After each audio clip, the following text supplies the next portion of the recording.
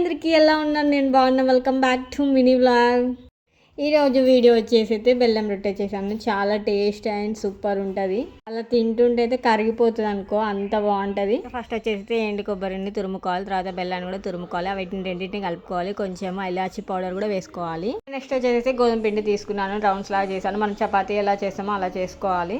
Next వచ్చేసి అయితే బెల్లము కొబ్బరిని అయితే చపాతీ మీద వేసుకోవాలి. ఆ తర్వాత అయితే మళ్ళీ ఒక చపాతీ తీసుకొని అయితే పైన ఇట్లా పెట్టేసుకోవాలి. మంచిగా చుట్టూ ప్రెస్ చేసుకోవాలి. ఇంకా నెక్స్ట్ వచ్చేసి అయితే మంచిగా చపాతీలాగా చేసేసుకోవాలి, స్మూత్గా చేసుకోవాలి. బెల్లం రొట్టె అయితే చాలా హెల్దీ అనమాట, పిల్లలకైతే చాలా అంటే చాలా మంచిది. సో మీరు ఎప్పుడైనా ట్రై చేసి చూడండి.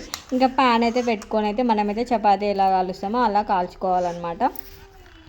ఫస్ట్ అయితే ఆయిల్ వేసుకొని దాన్ని మళ్ళీ చపాతీ వేసేసి మళ్ళీ దానిపైన మళ్ళీ కొంచెం ఆయిల్ వేసి మనం ఎలా చపాతీ కాలుస్తున్నామో అలా కాల్చుకోవాలన్నట్టు. ఫైనల్ అయితే అయిపోయింది. నేనైతే తినేసా, చాలా అంటే చాలా బాగుంది.